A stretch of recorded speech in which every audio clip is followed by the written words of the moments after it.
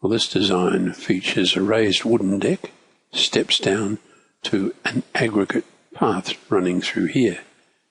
You may well notice that the path has got a very flexible and organic look to it, and it's been drawn with a polyline.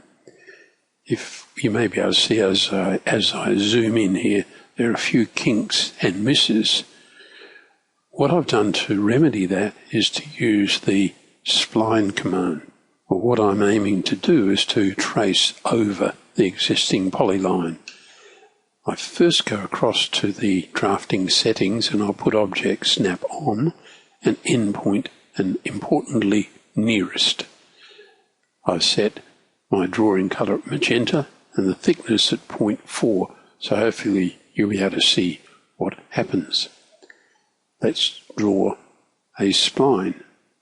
We're asked for a start point and the next point, and because nearest is on,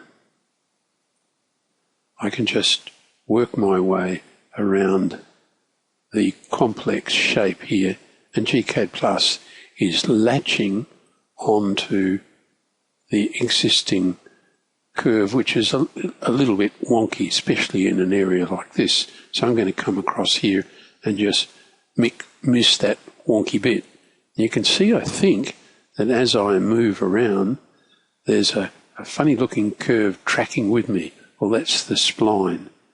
When I come to an area such as this one, because it's a very quick and close change in attack angle, I'm putting my the vertices of the spline much closer together. And we'll come along here now where there's very little change in slope. We can spread out our control points. I'm coming down here now, working reasonably quickly, and we get near the end there. And at this point I right click and say enter, and this tends to confuse people. What the spline command is asking us to do is to indicate the tangent to, see how as I drag away you should be able to see the spline changing shape, and so I want to track over the existing line. When I do that, the spline wants the similar thing at the other end, and so I need to get an appropriate tangent to the spline, and there we are. And we've drawn a much nicer curve.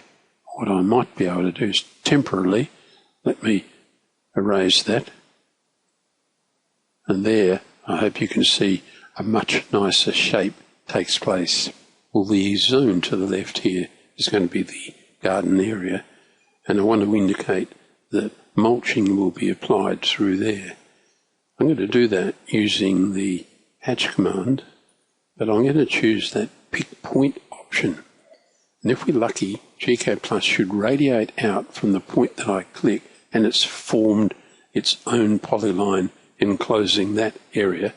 So we're in the middle of the hatch command. So now we should be able to apply the hatch to that polyline. And because my drawing colour was set with a colour somewhat like hatching, the area that's the garden area is going to be hatched. Now I might select the hatching and go to Tools and Draw Order and send it to the back. So now the stepping stones leading from this little breakout area and this one here now show quite clearly. What I'm then going to do, I've been making a few new symbols to illustrate how you can add your own to the gCADPlus environment. And what I now want to do is to place some of these in their garden area. And I've forgotten about this little garden bed area through here. I'll apply that area and see if that works. So draw, hatch, pick a point, click in here, Yes, that works beautifully. And we can OK it. And again, pick it and send it to the back. And we're now ready, I think, to show and place our planting. Well, here's the result. I've put some symbols into position. I've made a new layout, an A3 layout. Let me zoom extents. And we'll just see how that would go if we sent the design at this stage to the client. So file and save as a PDF. We'll put a window at maximum and just enclose the whole of the area, including the text. And we'll go to the desktop. There's one here already called test. Overwrite it. So we're going to make a PDF file which should be good enough to show the client. And I'll go Control L to give me the whole screen, Control Plus to zoom in, and I'm quite pleased with that. I think that would be more than adequate to show a concept to the client.